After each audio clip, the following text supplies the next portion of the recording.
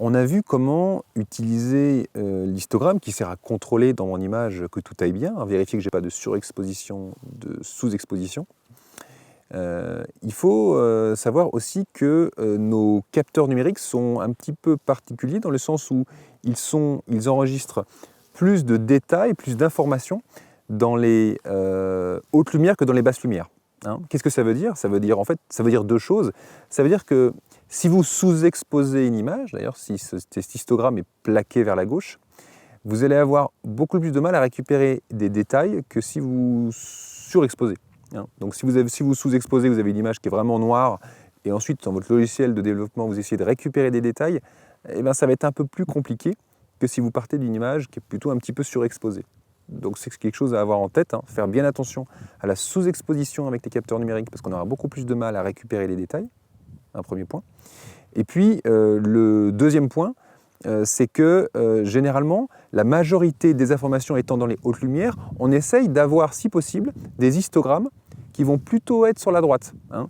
On appelle ça, le terme c'est ETTR, Expose to the Right, donc exposer à droite, ça veut dire essayer d'exposer avec l'histogramme à droite. Alors attention, ça ne veut pas dire le plaquer à droite et être complètement surexposé. On a vu que quand l'histogramme était coupé sur la droite, ça voulait dire qu'on avait surexposé, hein, c'était clair. Mais d'essayer que si on a une courbe, c'est-à-dire qu'on a une bosse qui est plutôt sur la gauche, on va essayer de la mettre un peu plus à droite en exposant un peu plus. Hein, d'accord. Je prends un exemple très bête, je suis en train de faire une photo, j'ai mon histogramme, ma bosse qui est à gauche, d'accord. Je suis à aucune exposition, je suis à 0.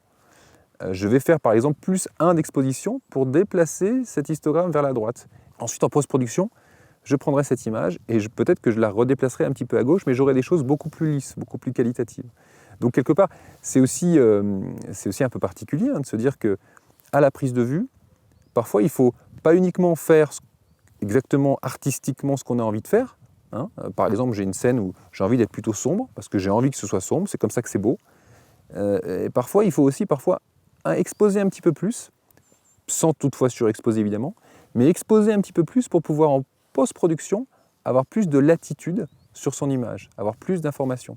Donc je résume ce qu'on vient de se dire sur ces informations-là, c'est de faire bien attention en numérique à la sous-exposition. Vous aurez peu de matière dans votre fichier RAW pour aller récupérer des détails qui sont vraiment très sous-exposés. Et vous en aurez plus dans la surexposition, premier point.